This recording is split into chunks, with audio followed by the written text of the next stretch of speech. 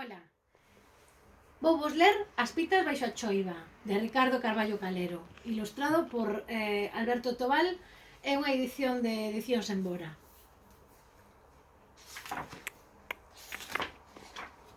Non, digades o que queirades, os galos non son agora tan fermosos como nos tempos da miña nenez. Os galos que hoxe vexo son brancos, grises, as cristas pequeneiras e moradas, as colas como de galiña, curtas, raquenas. Cando eu era cativo, outros galos nos cantaban. Eran unhas aves ergueitas, lanzás, maxestosas, cristas vermellas que pandeaban co pesadume, feros peteiros, ollos acesos, colo tornasolado, de lene e fonxe plumaxe, podentes azas, esporas douradas e a cola un chafariz de lumes e de sombras, con aquelas longas plumas, corvas como caxatos, como vagos de pegureiros, de bispos orientás. Algo de militar, de real, de pontifical había naqueles galos, capitáns de Frandes, príncipes indúmeos, arquimandristas siríacos, feitos todos de lóstregos, de veludos, de arquivoltas, de arcos da vella, de solpores de roibéns. Así era o galo máis antigo que lembro. Se vivira agora, tería 35 anos de idade. Cicais, reinaba no curro daquela casa onde pasábamos o brán. O meu pai viña os sábados, era novo, e nos bicaba con ledicia. Merendábamos tostadas de pan con manteiga e azucre. Tiñamos unha cabuxa tan carimosa e tenra que saía connosco e ia tras de nós, como un cadeliño, polas carredoiras, cando andábamos a cazar grilos. Moito quería os meus animais. No curro pasaba unha grande parte do meu tempo ollando pras galiñas. Vías escaravellar na terra, en percura de vermes e miñocas. Botáballes o millo, recollía os ovos que anunciaban co seu vaporizado cacarexar. Cada ave tiña o seu nome posto por min, e eran tan estreitas as relacións entre min e elas que cheguei a coidar que nos comunicábamos co pensamento, e sostiña longos diálogos mentás coas bulidoras pitas e o meu fremoso e acougado rei. Unha ráfaga de vento de socato conmoveu o ar, e unha nube moura esvarou polo ceo. Laiáronse as aves docemente, e axiña beoeuse o sol.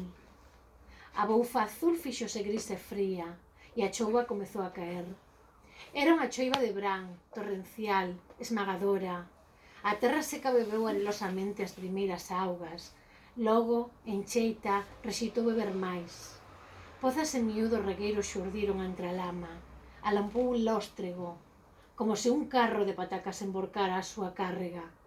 A rolar polo teito do ceo, o trono se escoitou. Non había poleiro acaroado ao curro.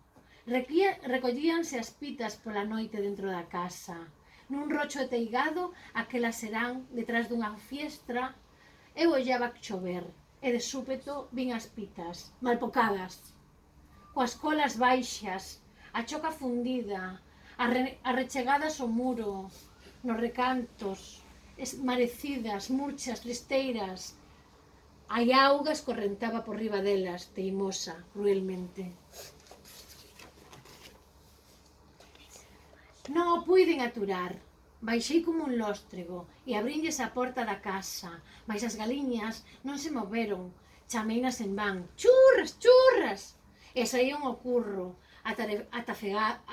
atafegado, para padrugar a grea a teito. Mas cando chegaba de unha ave ista fuxíame e alongábase máis cada vez. Así, mollado, eu mesmo até non poder máis puxenme a berrar e a chorar con moito desconsolo. Na casa foi notada a miña manobra. O meu pai ordeou dende a fiestra a miña retirada, mais como ia deixar que a auga apodrecera os osos dos pobres animais? Cicabes os catarros, as palmonías, o reuma non existían para as galiñas? Meu pai dicía que as súas plumas eran impermeables, pero isto non podía eu crer. Seguín correndo detrás das pitas como a tolo. Entón, a miña avoa saiu cun paraugas e prendeume, recolleume. Eu non a ouvía nin a vía, sempre a chorar e a correr tras das cativas aves. Axiña estiveron no curro a miña nai, as criadas, o meu pai, a miña tía, todos os paraugas da casa. Corría eu tras das pitas, corrían os paraugas detrás miña, até que cambiou a táctica da perseguizón.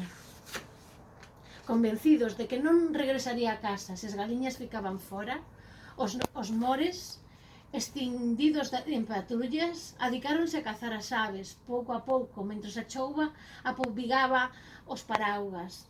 As galiñas foron caíndo nas mans das persoas e foron sendo postas ao abrigo. Moito nos dou que facer o galo. Por fin a miña avoa atinxiuno pola cola, mas o seu a se tirar e les varou e caeu. Ficou o carón do chan con todo o corpo, perdeu o paraugas, pero non perdeu o galo. Só entón, xa ceibes da choiva, os animaliños, acollínme a Tito eu e todos os que interviran na cazata. Maila os paraugas, estábamos todos mollados como apitos.